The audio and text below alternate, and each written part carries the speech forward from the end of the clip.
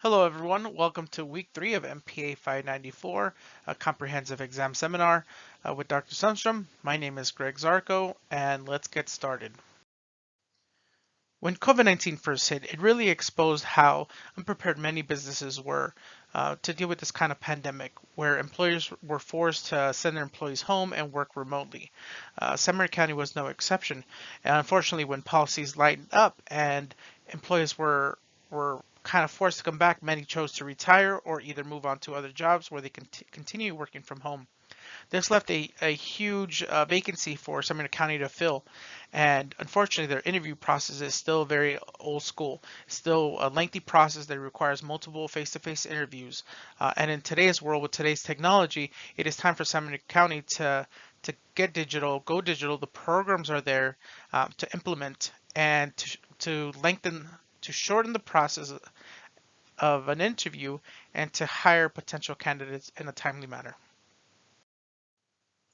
The three themes that I'll be discussing are planning, organizing, and training.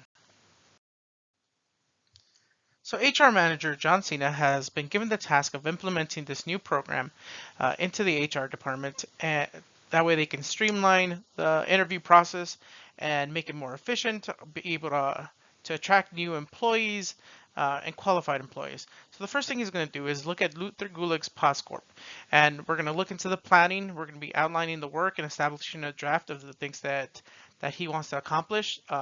And he could do that by asking the questions who, what, when, where, and why, and how, um, and also um, establishing what kind of leadership that he will use throughout this process. Situational leadership talks about the right type of leadership for a specific situation that was presented by Hershey and Blanchard. And also another thing that he can do is since there are already employees on staff, he could use a Myers-Briggs type indicator, which is a personality test, to see which employees would work best and which employees can be managed by certain types of managers. In the second phase, HR manager John Cena will start structuring the department as he sees fit. He'll very likely use a democratic style leadership when dealing with the new supervisors or with the existing supervisors and managers, and getting the flow of information going back and forth, getting their opinions on what works best and how to maximize efficiency. And we picked that up from Frederick Taylor. Also continuing on the POSCorp side, this is where the HR manager will really start developing the formal structure of the department and the assigning the responsibilities for the existing staff members. Here we'll start gauging what level of experience and skill set they have and where they would fit in. And also, this is also the part where the HR manager will be motivating the managers and letting them know that it'll be their responsibility to motivate their employees.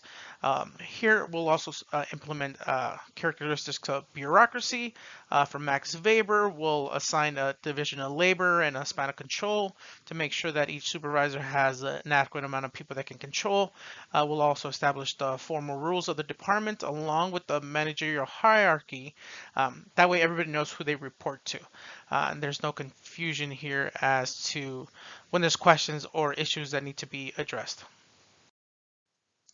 Okay, at this point, the HR manager, John Cena, will very likely implement an autocratic style leadership. He has made his decision on what he wants done and how he wants it done.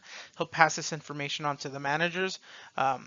And who will look to the principles of scientific management, specifically number 3, where we focus on training and teaching and developing the workers that are in place.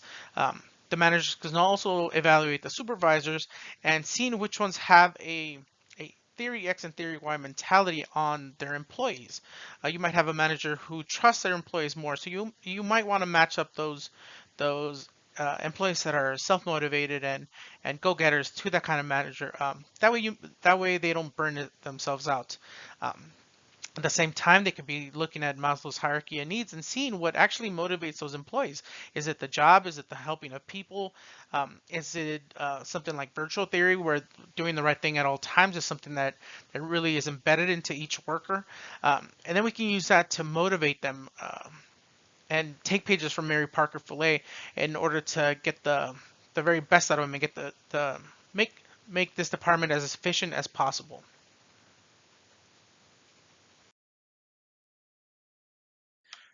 Okay, so this week I covered three phases of implementing a new program into a department. We talked about planning, organizing, and training. I hope you enjoyed the video. I look forward to watching yours. Thank you very much. Have a good night and God bless.